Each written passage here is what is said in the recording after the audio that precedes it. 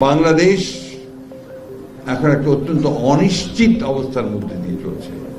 এইমাত্র পাওয়া এক ভয়ঙ্কর ও বিস্ময়কর রাজনৈতিক খবর।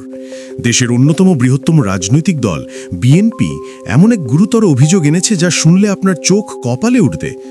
রাজনীতিতে এবার ঢুকে পড়ল আর্টিফিশিয়াল ইন্টেলিজেন্স বা এআই এর অন্ধকার দিক।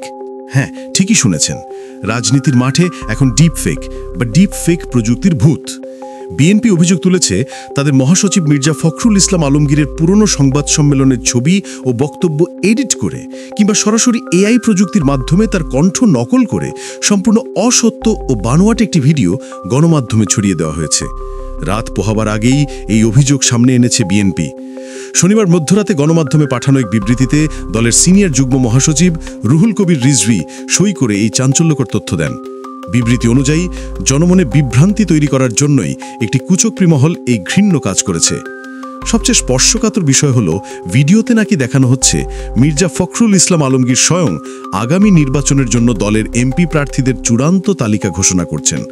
এই পরিস্থিতিতে বিএনপি দলীয় নেতাকর্মী, এমপি মনোনয়ন প্রত্যাশী এবং দেশের সাধারণ জনগণের প্রতি কড়া আহ্বান জানিয়েছে এই ধরনের এডিটকৃত বা নকল ভিডিওতে কোনোভাবেই যেন কেউ বিভ্রান্ত না হন।